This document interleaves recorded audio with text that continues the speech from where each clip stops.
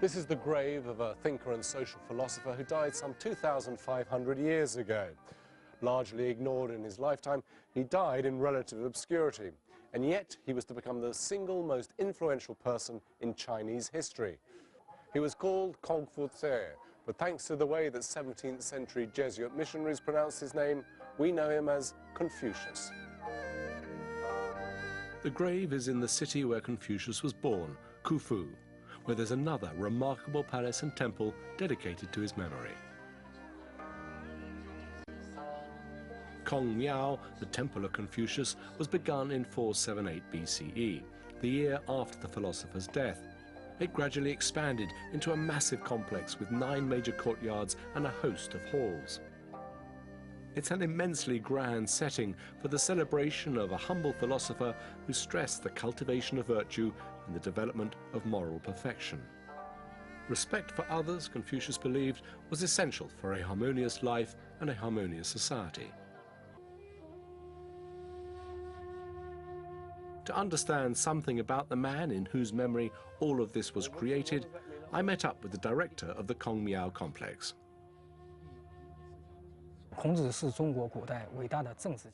Confucius was China's great philosopher, educator and politician. He was born in 551 BCE and lived for 73 years. He was a local man, born here in Khufu. This smaller building behind the main temple is dedicated to Confucius' wife. It's called the Living Temple, but in fact nothing is known about her whatsoever. And indeed, her husband's life sounds pretty dull. It reads more like that of a second-rung bureaucrat. He was probably born into a noble but poor family, was well educated and had a few mundane jobs before joining the civil service. He rose through the ranks to become justice minister in the state of Yu at the age of 53. But then, disappointed with the moral deficiencies of his employer, the Duke of Yu, he resigned and started touring the kingdoms of northeastern and central China, expounding his political philosophy. But apart from a few followers and disciples, no one was interested. Yet subsequently his teachings proved so popular that he is widely seen as having played a central part not only in shaping Chinese history and culture, but in actually moulding the collective Chinese psyche. I can't shift my Western idea of religion as something separate from everyday life.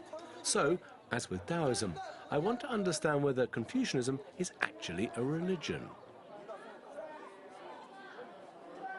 We know it's not one of the religions officially recognized by the state, and yet everything I see here suggests the idea of worship. There are people with incense, they are praying to what looks like Confucius as a god. Is Confucianism a religion? Confucius's teaching has been worshipped, so I think we can call it a religion, but it goes beyond the scope of religion. Confucianism is deeply integrated into all aspects of the Chinese people, their mind, body and soul. It directly influences their manner of speaking, their behavior, and the way that things are kept in order. That's why I would say Confucianism has gone beyond the scope of religion.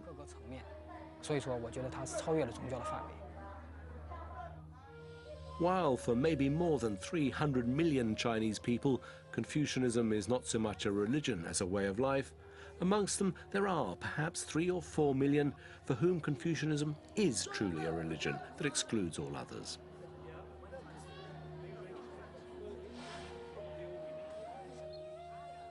The master's philosophy was first taught to his followers under an apricot tree, which is supposed to have been just where this little commemorative pavilion stands.